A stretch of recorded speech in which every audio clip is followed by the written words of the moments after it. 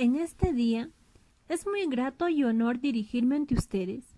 Les hago llegar los saludos correspondientes a esta distinguida concurrencia. Antes de iniciar con mi discurso sobre los acontecimientos de nuestro país, solo quiero hacerles unas preguntas. ¿Cree usted que cuando el país se enfrenta a momentos muy difíciles, se justifica que el presidente del país cierre el Congreso y gobierne sin Congreso?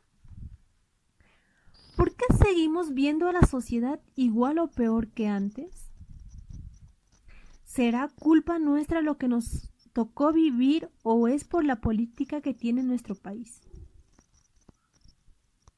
Bien, respondiendo a esta primera pregunta tenemos que contextualizarnos en nuestra realidad. Este punto de inflexión frente al drama que sufre el país a causa de la pandemia global del COVID-19. Hasta el mes de junio del 2020, el Perú es el segundo país con más casos en América Latina. A pesar de las tempranas medidas tomadas por el gobierno, a ello se suma el colapso económico que ha llevado a la reducción de la población económicamente activa. También presenta la caída y la emergencia de los nuevos actores políticos, quienes enfrentan la crisis del 2020. Sin duda, en el 2019 ocurrió la mayor tormenta política del Perú, desde su regreso a la democracia en el 2001. El gobierno que llegó con las elecciones generales en el 2016 era sumamente débil y dividido. Este derivó pronto en una crisis institucional. El Congreso de la República, controlado por el fujimorismo, cobró un protagonismo que no tenía precedentes desde la transición democrática. El despliegue de todos sus poderes constitucionales fue volviéndose cada vez más intransigente y obstruccionista con el gobierno, usando la amenaza y la censura de ministros e incluso invocando 2 veces la vacancia del expresidente Kuczynski por presuntos actos de corrupción. Y ocurrió una negociación con el congresista Kenji Fujimori, como bien sabemos, hermano de Keiko. El indulto fue considerado ilegal y revertido por el Juzgado Supremo de Investigación Preparatoria en octubre del 2018. La última de ellas acabó en su renuncia y la renuncia y la sucesión de Vizcarra. La Constitución Política del Perú de 1993, que es vigente, regula estos actos. El presidente del Consejo de Ministros puede plantear una cuestión de confianza al Congreso, respaldado en el artículo 131. Si la cuestión de confianza es rechazada, se produce la crisis total del Consejo de Ministros, en el artículo 132. Si el Congreso deniega la cuestión de confianza 2 veces, el presidente de la República está facultado para disolver el Congreso, que se respalda del artículo 133. Luego, el escenario post-disolución del Congreso combinaba elementos preocupantes. Vizcarra se convertía en un presidente sin partido político. Como bien sabemos, fue así, caracterizado por una legitimidad plebiscitaria asociada a su confrontación con el Congreso y con amplia discrecionalidad a puertas de una elección para reformar el Congreso, y estos últimos aprobarían también la vacancia de Martín Vizcarra, lamentablemente. Así poniendo como nuevo presidente a Manuel Merino. Fue presidente por 6 días, creándose una crisis social, ya que la población no lo aceptaba como presidente de la República y provocando huelgas imparables en todos los departamentos, y lo último que causó su renuncia fue la muerte de Jack Pintado y Inti Sotelo, 2 jóvenes estudiantes que lucharon contra la inusitada decisión de los padres de la patria. Ahora tenemos un nuevo presidente, quien es Francisco Sagasti. Esta es una pequeña reseña de todo lo vivido en nuestro país en estos 2 últimos años, sin recordar las épocas de la bendita hiperinflación que causó en el gobierno de Alan García, llegando a la inestabilidad económica, luego el terrorismo que dejó a nuestra gente más vulnerable de lo que ya era, provocando un verdadero éxodo de nuestro pueblo y centralizándose la costa del Perú con los 2 gobiernos de Alberto Fujimori, donde lamentablemente renunció desde su país de origen, dejándonos con un presidente transitorio, Valentín Paniagua, quien dio la banda presidencial al presidente en su entonces, Alejandro Toledo, un provinciano que se encuentra escondido y con mucho temor por los sobornos que pagó a la constructora brasileña Odebrecht en Perú, y del caso conocido como Ecoteva. En la culminación del segundo gobierno de Alan García, era investigado por el fiscal Pérez por su presunta implicancia en los sobornos que entregó Odebrecht para obtener el contrato para la construcción de la línea 1 del Metro de Lima, la carretera interoceánica sur y otras obras de infraestructura, pero lamentablemente se suicidó, sin decir nombres de quienes estaban implicados en este acto de corrupción.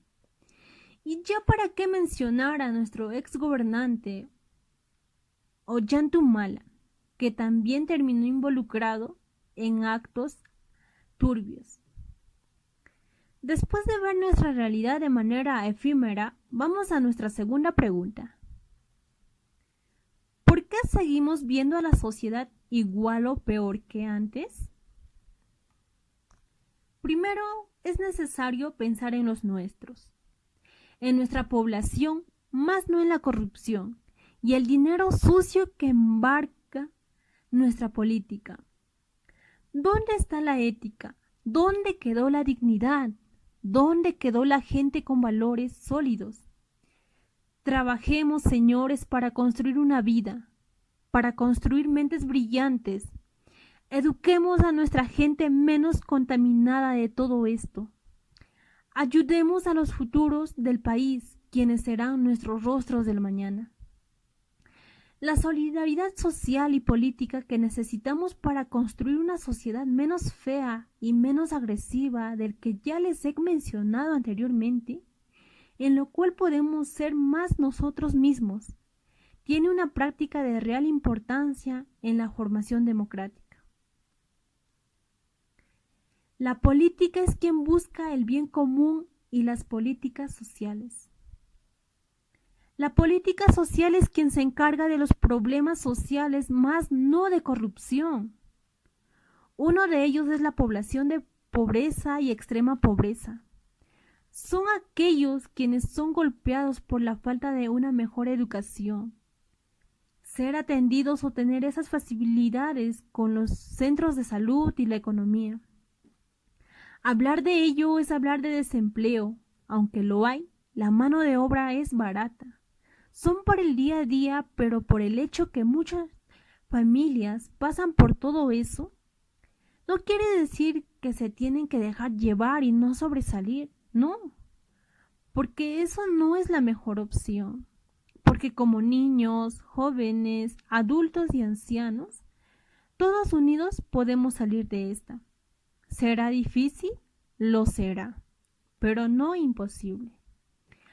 Aunque, como bien, nosotros vivimos ya una vida democrática bastante revuelta, pero ¿qué es lo que nos está faltando para que la política social pueda enfocarse más en el sector que tiene bajos recursos? Y no solo hablemos de ahí, porque como bien lo vemos o vivimos, la política lo que hace es enfocarse en los grandes, que se encuentran en las familias que tienen estabilidad económica como laboral. Pero muchos se preguntan, ¿por qué? Es que nosotros somos la población más golpeada. Es así, lamentablemente. vivir esa cruda realidad de que el pobre se va empobreciendo más y el rico se va enriqueciendo más, y es por ese motivo que la población está disconforme. Claro, ¿cómo no lo va a estar?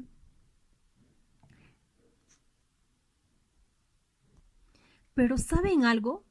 La perseverancia es el camino hacia donde quieres llegar y eso recuérdalo siempre.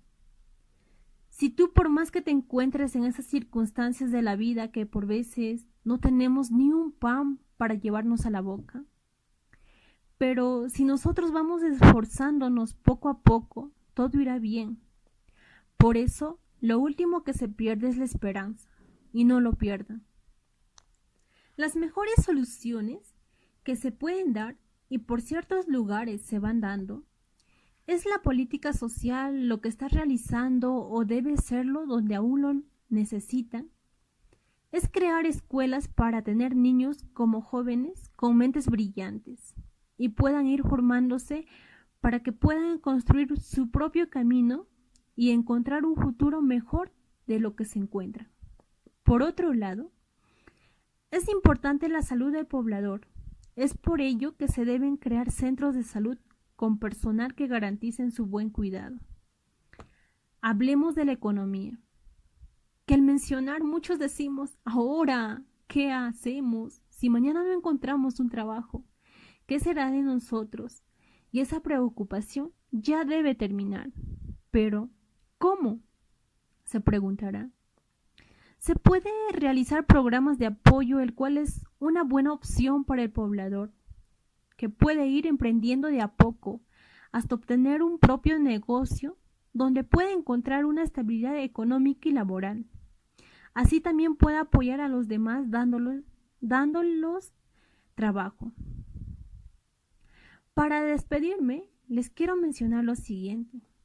Si en la vida te llega una oportunidad mejor a la que vives ahora, pero sin dañar tu imagen, tu dignidad, tus valores, no la rechaces, porque puede ser el motivo o la pieza clave para el cambio de tu vida, que será mucho mejor. Nunca te cierres en tus problemas porque de cierta manera, sea rápida o lenta, se llega a resolver. Y por más tropiezos que tengas que vivir, tu mirada siempre debe estar hacia adelante. Levántate y continúa, que ese camino aún no termina. Gracias.